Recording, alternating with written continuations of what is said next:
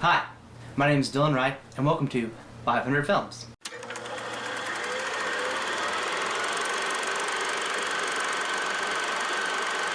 Today we'll be talking about number 370, Joshua Oppenheimer's The Act of Killing.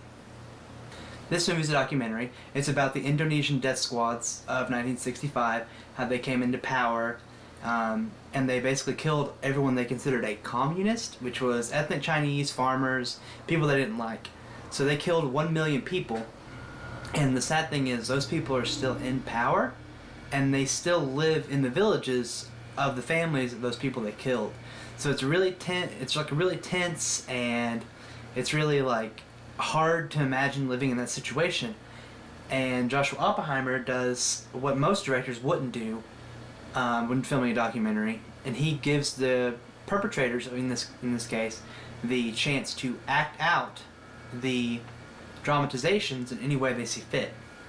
And this is where the meat of the movie is. This is basically where all the movie is. These guys before the death squads were what they called movie gangsters. They would hang outside of movie theaters and they would scalp tickets. They would accost people coming in and out of the theaters. So naturally in that environment they watched a lot of movies, and they based their acts and killings on those movies. So the 1930s like mobster movies, the 1960s like a spy and exploitation movies, stuff like that. So they had in their mind that they were like cowboys and mobsters, and they were doing the country a good service. It is mortifying to watch these people given a huge budget in a documentary sense, and they're dressing up as like 1930s gangsters, and they're like dramatizing this huge thing, and it really centers around this one lieutenant in the death squad who doesn't really he's known in his community as being a leader of the death squads, and that has become his identity, and he does not like that that's his identity. So he spends most of the movie like just going, yeah, I did that, yeah. But towards the end of the movie, he's watching back the footage, because there's one scene where he himself is being killed as a communist, and he's watching that, and he's like, I can't watch this anymore. And he's showing his kids, and he's like, leave Grandpappy alone. I can't do this. Grandpappy did all these things he's not really proud of. And the movie kind of ends on a somber note of him realizing the acts of killing that he's done, and that he should not be glorified for this. This movie is fantastic. It was nominated for Best Documentary, I believe, in 2002 for the Oscars. Joshua Oppenheimer could have been in a lot of trouble for doing this. He befriended the locals and the death squads, but a lot of people that worked on his crew are actually credited as anonymous in the movie because they're in fear of their families being killed or themselves being killed by the death squads. It's tragic, but it's a part of history that I didn't know about.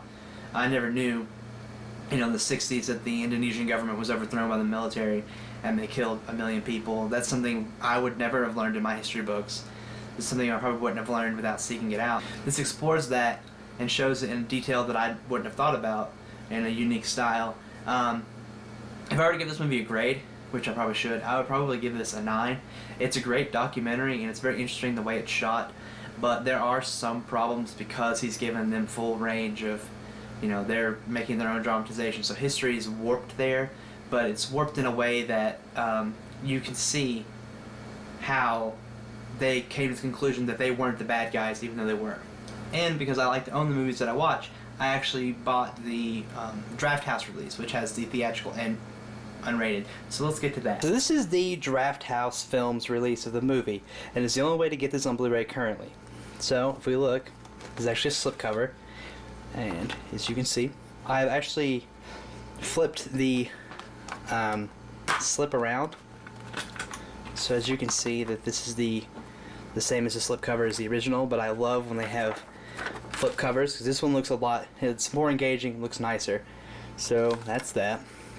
As you can see, you have the free digital copy slip. I've already used it. And then what I like about the Draft House releases is that they come with most of the time they come with a book.